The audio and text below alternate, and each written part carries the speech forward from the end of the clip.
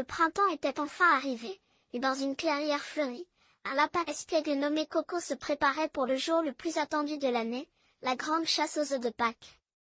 Coco n'était pas un lapin ordinaire, c'était le lapin de Pâques en personne, et sa mission était de cacher les œufs magiques aux quatre coins de la forêt pour que les enfants du village puissent les retrouver.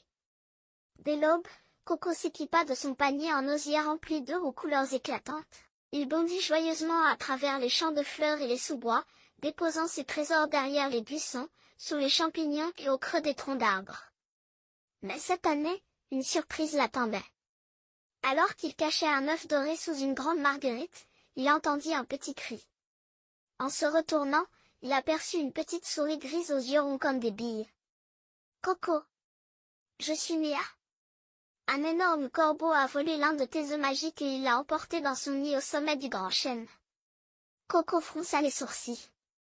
Un œuf magique en danger? Pas question de le laisser entre de mauvaises pattes.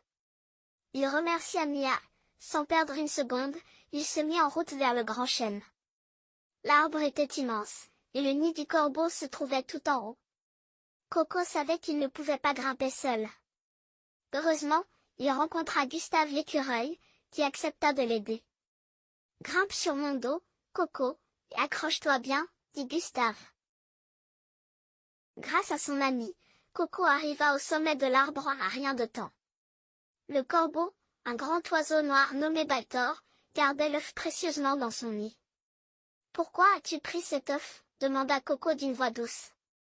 Baltor baissa la tête, embarrassé.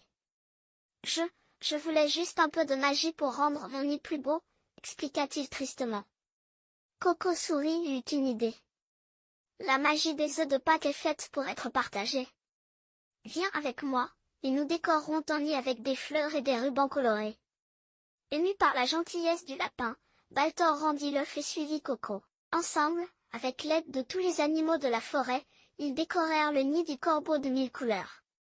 Quand les enfants du village arrivèrent pour la chasse aux œufs, ils furent émerveillés par la beauté des décorations. La chasse fut un succès, et tout le monde s'amusa sous le soleil printanier. Depuis ce jour, Baltor devint l'ami de Coco et aida chaque année à préparer la fête de Pâques.